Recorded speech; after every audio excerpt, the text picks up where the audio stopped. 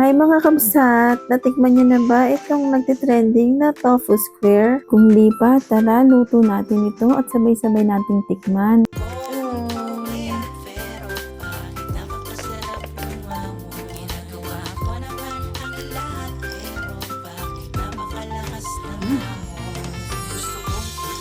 Hot.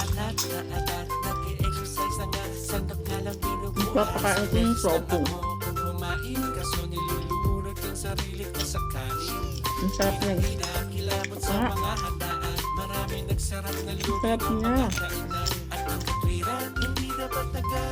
Kain. Hello mga kamsat! Simulan na natin lutuin itong trending na tofu square. Hiwain muna natin itong tofu in a bite size. Sa isang firm na tofu, hiniwa ko lang yung isang malaki ng 4. Tapos bawat isang side naman, hiniwa ko ito ng taga-6. Ito ituturo ko kung paano ko ginawa. Mas okay kasi yung ganitong liit. Mahirap kasing ipasok sa bibig pag masyadong malaki. Kaya yung ginawa ko yung bite size lang. Sa isang malaking tofu, nakagawa ako ng 24 pieces na bite size. Pag nahiwa na natin ito, lagyan lang natin ito ng asin. Tapos lagyan mo na rin ng paminta. Kalahati pa lang ng isang malaking tofu yung hinahalo ko. Medyo maliit kasi yung lalagyan ko, kaya yan muna yung inyuna ko. And then halu-haluin lang natin ito para mag-combine ng lasa niya bago natin lagyan ng cornstarch. Mas okay yung cornstarch kaysa sa flour. Kasi mas nagtatagal ang lutong kapag cornstarch ang ginamit mo. 1/4 cup nga pala yung nilagay kong cornstarch dyan. And then, sinunod ko naman i-crack yung 2 large egg. Nilagyan ko lang ito ng asin at paminta, pampalasa. And then, imekos-mekos mo lang yan. After natin imekos yung egg, ilagay na natin yung tofu na nilagyan natin kanina ng asin, paminta at cornstarch. And then, idip lang natin ng tofu sa egg sa lahat ng sides nito. After natin itong idip, ilalagay na natin ito sa breadcrumbs. Di ko na nga pala napakita na ni-ready ko na rin yung breadcrumbs. Ulit-ulitin lang natin yung ganong proseso. Pag nalagay na natin ito sa breadcrumbs, ganyan lang yung gagawin natin. Ipapaikot-ikot lang natin ito sa breadcrumbs hanggang sa lahat ng sides malagyan ng breadcrumbs. Ganun lang yung gagawin mo sa lahat ng tofu. Tapos ito na yung nagawa ko. Take note kamsat, kalahati pa lang ng tofu ang nagawa ko dyan. Kaya sa totoo lang, pwede na maging ulam ito ng 2 to 3 person. Yung nakatipid ka na, tapos ang sarap pa ng ulam.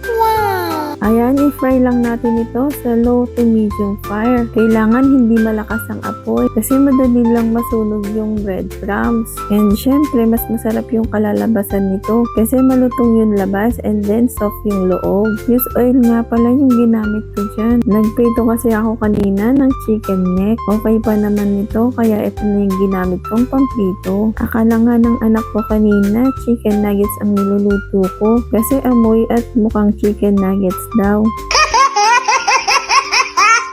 Habang piniprito ko nga pala itong tofu, hinanda ko na rin yung sauce na gagamitin natin. Ang gamit ko nga pala dyan ay Japanese mayo, pero pwede naman kayong gumamit ng ibang mayonnaise. Yan lang kasi yung available dito sa bahay. Naglagay din ako ng oyster sauce dyan. 1 1/2 kutsara ang nailagay ko. And then nilagyan ko rin ito ng 1 kutsarang liquid seasoning. Naglagay din ako ng 1/2 teaspoon na paminta at konting asin. Nilagyan ko nga rin pala ito ng 2 kalamansi. Tapos nilagyan ko rin ito ng konting sugar para mabalance yung lasa. Siguro mga 1/2 or 1 teaspoon ang nailagay kong sugar dyan. Pero optional lang naman ang paglagay ng kalamansi at sugar dyan. Nilagyan ko lang talaga para may konting asim at tamis. And then yung nagamit kong mayo dyan, siguro mga nasa 1 pack yung 80 ml. Pero okay din naman, natansyahin nyo na lang. And then ito na, may naprito na tayo.